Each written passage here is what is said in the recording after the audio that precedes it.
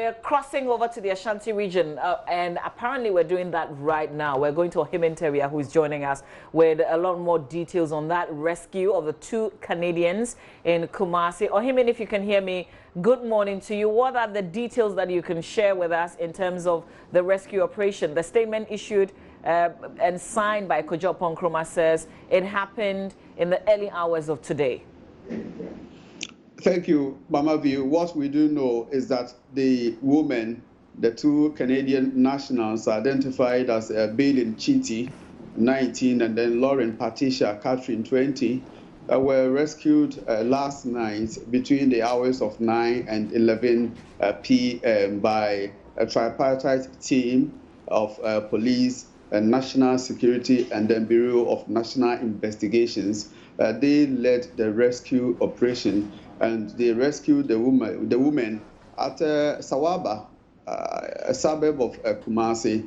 Earlier, police had indicated that they've picked very, positive leads that indicated that the women were being held between Asokore Mampong and Abuabo. And the Sawaba community is also within the same enclave that police intelligence identified as the area where the women were being held. So 2 alleged kidnappers have been picked up alongside the women who were rescued. But according to my sources, the 2 women are in good health and they have been sent to Accra. They also tell the team that they did not suffer any sexual assault from the alleged kidnappers or whatsoever. And the initial assessment is that they are in good health, but they have been sent to Accra to also undergo further investigations and further treatment. It is not clear what kind of treatment they will be given, but the source at the National Security tells me they are likely to also receive psychological treatment because of the trauma that they went through. What we do know is that police had indicated that on June 6, 2019, when the 2 women were picked up just at the entrance of a private hostel at Inshaeso in Kumasi, the alleged kidnappers were 4. One was behind the driving wheel, and then 3 of them got down to kidnap the woman. So what we do know is that 2 others are on the run, and that is the indication we get from the national security team that they are looking further for 2 others who are also on the run, Mama V. Do we know the exact role that these, because we heard there was support coming through from Canada. Do we know the role that these persons played in the rescue operation, the kind of support that they brought to the Ghanaians? It is difficult at this point in time to say the exact role each of the team played. For instance, with the Canadians, I'm aware they came with an expert in bargaining in that regard. But as at 3 days ago, when they moved and held meetings with the regional CID officers to receive briefing on what has been happening, what they have done so far, as far as investigations into the disappearance of the women were concerned, we were not told exactly what they will be doing because the Canadian High Commissioner had earlier indicated that they wanted to go on a low profile, especially shy away from the media as far as the lives of these women were concerned. So it is too early to be talking about exactly who did what and what somebody did at what point in time. But what we do know is that the rescue operation was done by the combined, team of police, national security, and then Bureau of National Investigations. Mama V. Okay. Ohime, do we know where in Kumasi the girls were being kept? As I said earlier, they were rescued at Sawaba. Sawaba falls within an earlier area. Police intelligence had picked up that where they were being held. So it is in the Asokore Mampong municipality, especially those who know Kumasi well. Or for instance, when you are traveling from the Kumasi airport area to Anraga Junction, the communities between the Anraga Junction and then Kumasi Airport is where you find Sawaba. It is also in the Asokwe municipality. So police intelligence had earlier pinpoint to Asokwe or Abuabo as where the women were being kept, and they were working on that in that regard. So it doesn't come as a surprise to hear that the women were rescued at Asokwe. For those of us who have followed, the leads that police were picking up, and don't forget, 3 days ago we told our viewers that police have picked very positive leads, and this positive lead, I must say, led to the rescue of the women.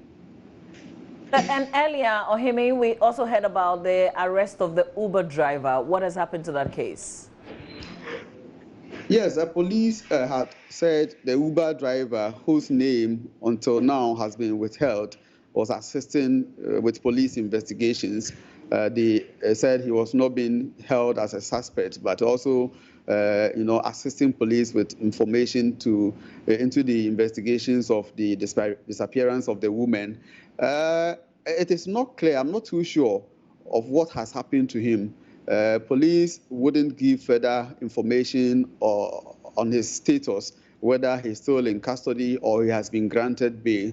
But as we speak, the officials of Uber, for instance, I'm told, were at the regional police headquarters to meet the police hierarchy in Kumasi to demand some explanations as to why he was being kept in police custody.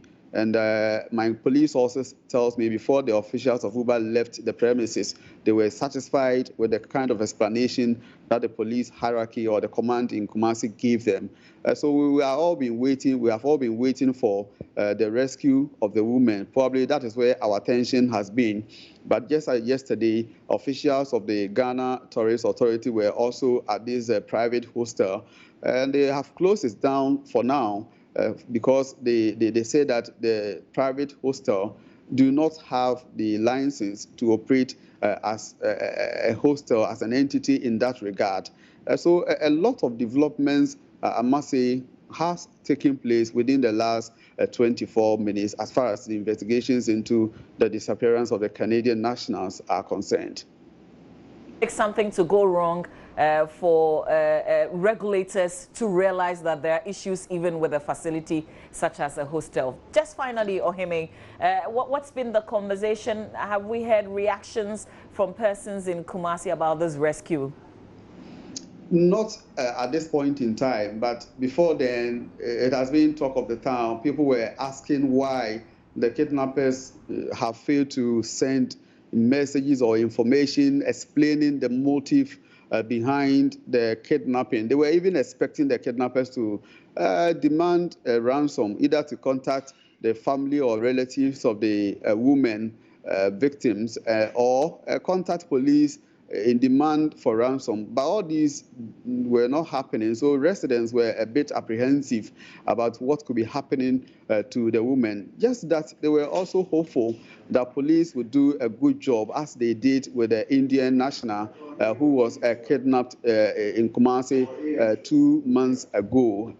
He was actually rescued after 24 hours of his,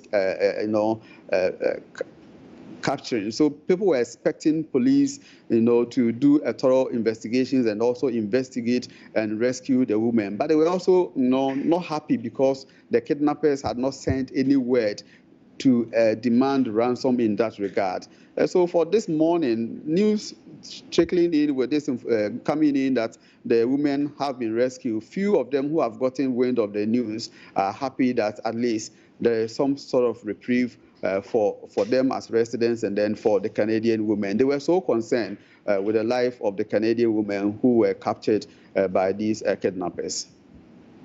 To live it here, and you did an amazing job on this issue for us, so I guess it's congratulations to you as well. Ohime Nteria, my colleague with Inshira FM in Kumasi, joining us with details of this rescue operation. The news coming through this morning and from the statement issued by the Information Ministry is that the 2 Canadian women kidnapped in Kumasi, the Ashanti Regional Capital. They've been rescued, and it was a combined team, the National Security, BNI, and Ghana Police Operation. Joining us also via Skype this morning to just do a quick analysis on this news is Adam Bona, his security analyst. I have to say good morning to you if you can hear me. How does this news come to you? Yes, good morning and good morning to you, viewers. Yes, I think it's refreshing. It's good news this morning to have these two Canadian girls rescued. Information, I picked up information yesterday. They were the combined team of Defense Intelligence, the CID, the called them the BNI, the National Security.